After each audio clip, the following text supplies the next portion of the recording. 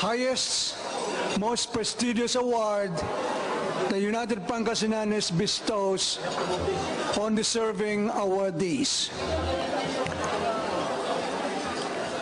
This year, we're awarding the 5 past presidents of the United Pangasinanes this Urduja Award. Urduja is named, of course, on our 14th century heroine warrior, Princess Urduja, who ruled the kingdom of Tabalisi in Pangasinan.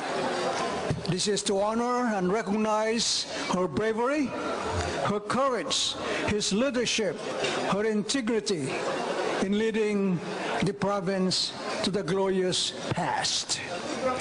And these awardees embody those traits and the integrity beyond reproach.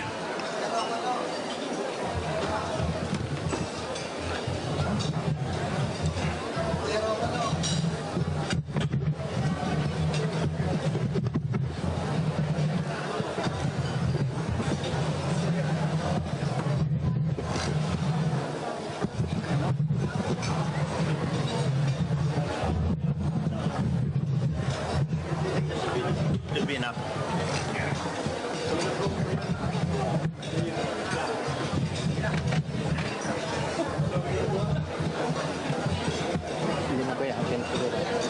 Yes.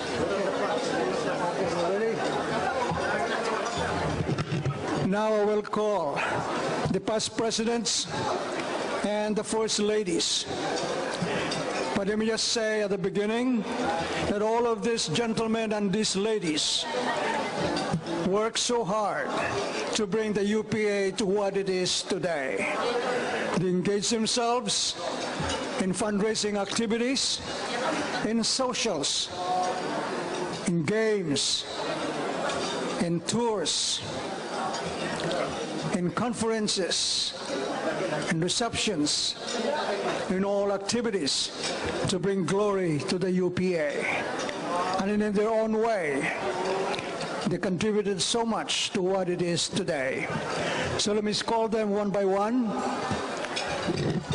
The first is Engineer Franklin C. Aquino, President for the year, a two-term president, 1993-96 from Agno, and his First Lady, Caridad Ver Obado Aquino of Zarate, Lagos Norte.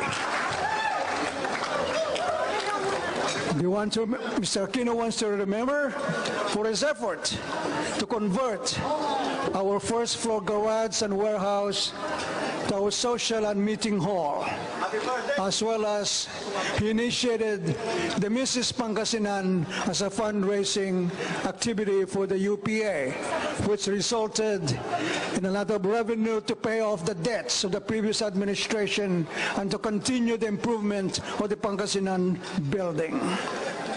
Of course, when he left the presidency, he engaged in his personal business in Agno, and became a very successful entrepreneur.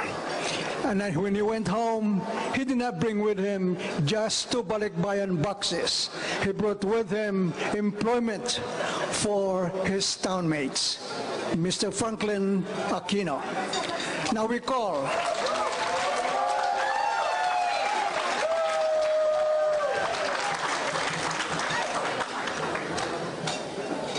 Mr. Paruningan and Mr.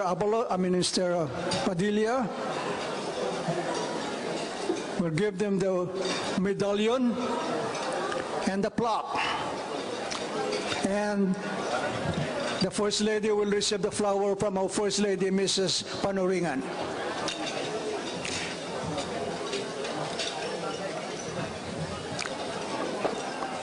Next, we'll call Mr. Fred T. Almiron, President, 2 terms, 1997-2000, from Puso Rubio, and the wife, Cynthia Borlasa of Agno, Pangasinan as well. Fred wants to be remembered for having increased the number of town affiliation from 16 to 24, for more UP strength and unity. And he also takes pride being the hard-driving day and night president, which also increased attendance and revenues on all activities, as well as the building donation fund for improvement of the building. Mr. Fred Almiron of Pusurobio and Mrs. Borlaza from Agno. Congratulations. Now we call Mr. Alvin Padilla, President 2002, and then his full term, 2003 to 2006, from the town of Mabini, married to Marita Nabalta Nalayog Padilla of Luna, La Union. Mr. Padilla and Mrs. Padilla. I keep moving out here.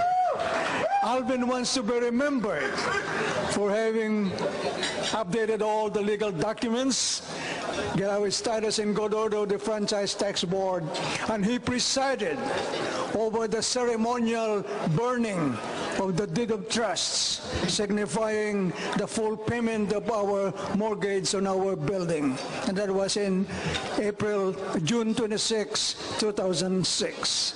Mr. Alvin Padilla of Mabini.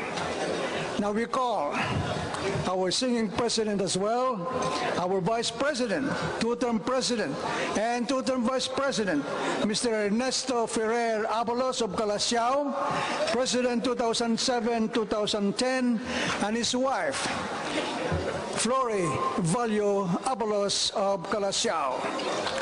Of course, he started the scholarship program for students in Pangasinan, those in technical courses as well as skills development courses, and of course, headed our Balik Pangasinan and tour of the Philippines, cultural tour.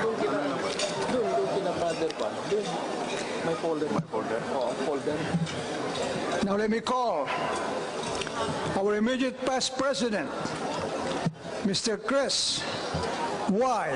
That's Yaman Torres. President 2 terms, 2011-2014 from Bayambang, and the First Lady, Emma Ferrer Torres, also of Bayambang. This Golden Role President marked his administration with integrity and respect and support, and manifested by the consistent and substantial turnout of attendees on every function. He made major repairs in the building and wants to be remembered as his administration raised the funding for our YMCA scholarship program. And all of these presidents left the organization after the presidency in good financial standing. At the early days of the infancy of the organization, of course, we had to go through financial hardships, but we managed to hold on to what we had. We were under austerity program, and today we can proudly say that we are on a very sound financial condition. And thanks to you, our brothers and sisters, for your help, for your attendance at our functions, and those are inspirations to us. And as we stay here to celebrate this 15th gold anniversary, we remember those ahead of us. Now we call the two firsts Urduja awardees of 2003. Let me call the only president who served 3 terms, 1973-74, from Calasiao, Mr. Alfonso Aningalan, and also 1990 to 1992, 3 terms as president. And, of course, the wife, the better half, Mrs. Pasita Calderon Fermel Aningalan of Dagupan City.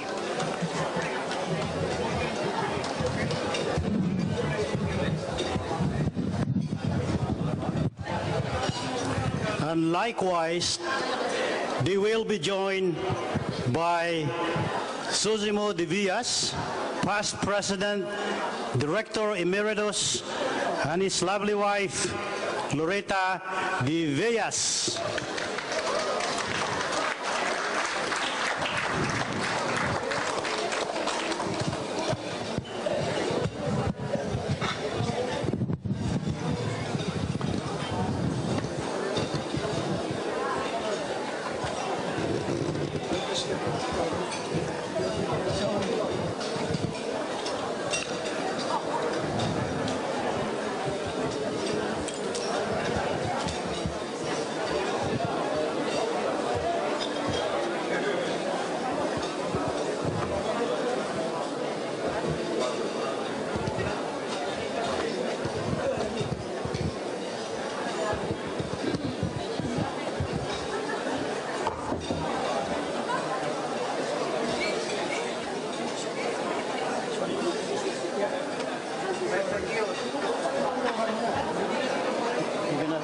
You're gonna go on the other side?